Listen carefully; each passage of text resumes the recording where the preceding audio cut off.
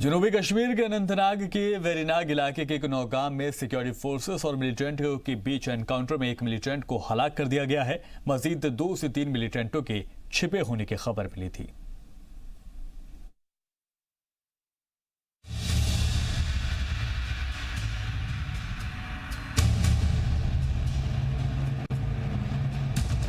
जम्मू कश्मीर से लगातार मिलिटेंटों का सफाया जारी है।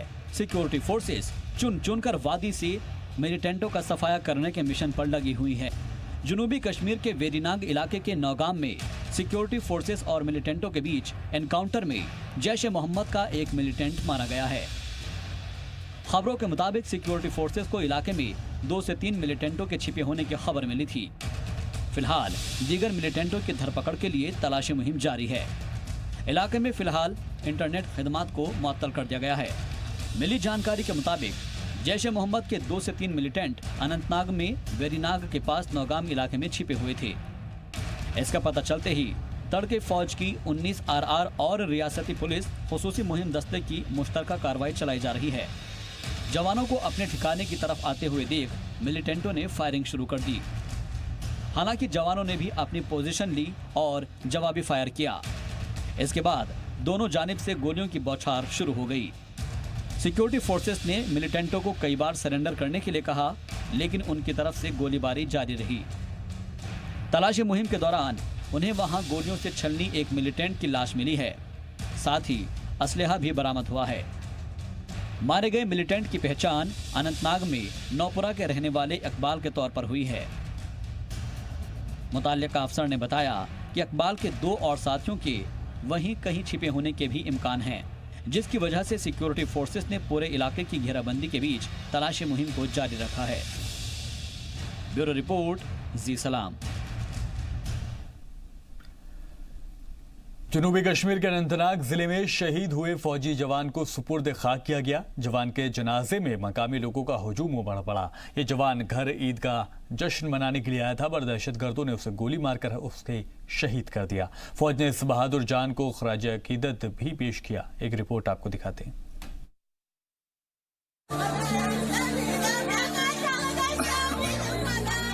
यह है जनूबी कश्मीर के अनंतनाग के लारकीपुरा में वाक़े फौजी जवान मंजूर अहमद बेग का मकान, जिसमें जुमा की शाम 8:30 पर उन्हें मिलिटेंटों ने उस वक्त उन पर गोलियां चलाई जिस वक्त अपनी अहलिया के हमराह अपने मवेशियों को चारा देने निकले थे।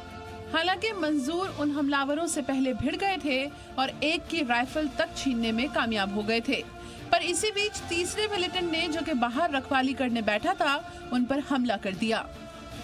मंजूर इन गोलियों की बौछार में शदीद जख्मी हुए और इस दौरान हमलावर अंधेरे का फायदा उठाकर फरार होने में कामयाब हो गए। मंजूर को फौरी तौर पर अस्पताल पहुंचाया गया, जहां पर डॉक्टरों ने उन्हें मुर्दा करार दे दिया। फौज ने इस हमले को बुज़दिलाना हरकत करार दिया है। वहीं मंजूर को पूरे फौजी एजाज के साथ खराज अकीदत पेश किया गया।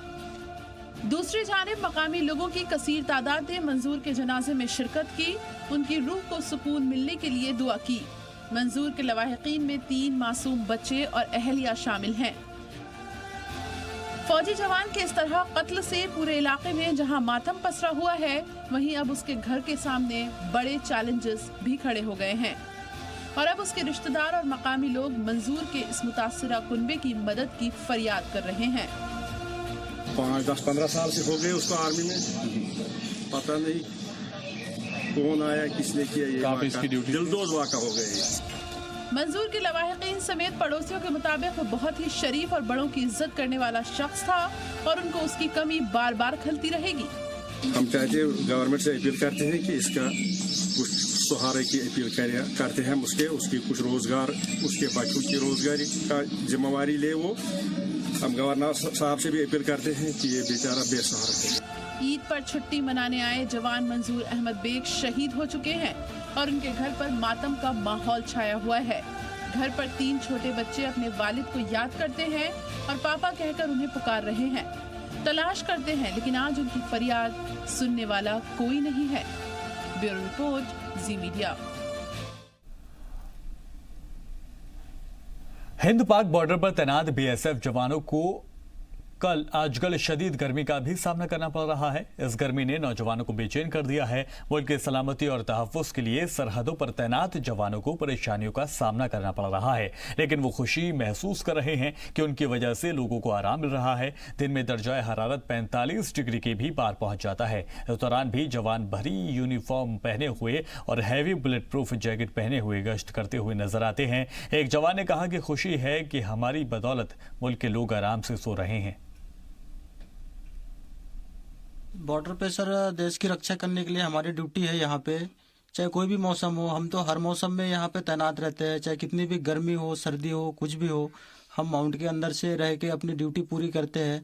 इससे सर्दी और गर्मी से हमें कोई फर्क नहीं पड़ता।